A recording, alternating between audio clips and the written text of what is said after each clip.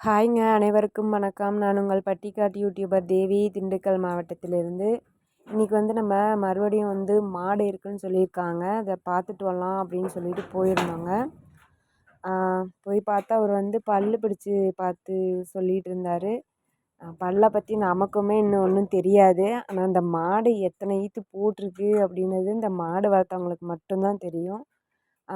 கை மாறி வர்றதுனால எத்தனை ஈத்துன்னு யாருனாலையுமே அதை வந்து சொல்லவே முடியாதுங்க. இந்த மாடு வந்து கடை முளப்பு மாடு. கடைசி பல்லு முளைச்சிருச்சு.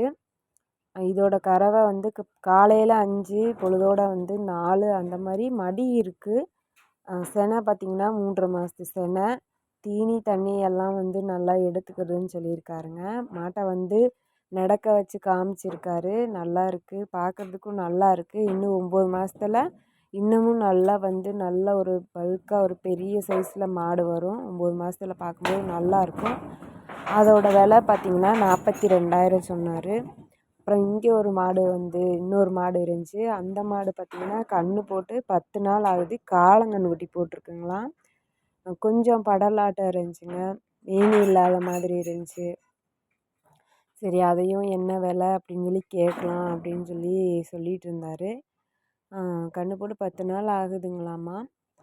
இது வந்து அரை பல்லு முளைச்சிருக்குங்களாம்மா. கொஞ்சம் அதை விட வந்து கொஞ்சம் இளம் பொருளாம்மா.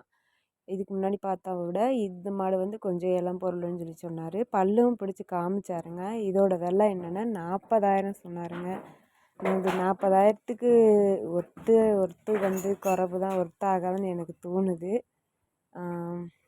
பார்ப்போம்.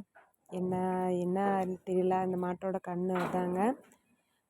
வியாபாரிகள்கிட்ட போய் நம்ம பேசி வாங்கவே முடியாதுங்க. இது மாதிரி வந்தால் தான் பல்லு சேர்ந்தது. அரைக்கடை 2, 4, 6, 8 பல்லு இருக்குதுல்ல. இது வந்து சின்ன பல்லா இருக்கும். 8 பல்ல உளுந்து தான் பெருசாக முளைக்கும். உளுந்து தான் முளைக்கும்.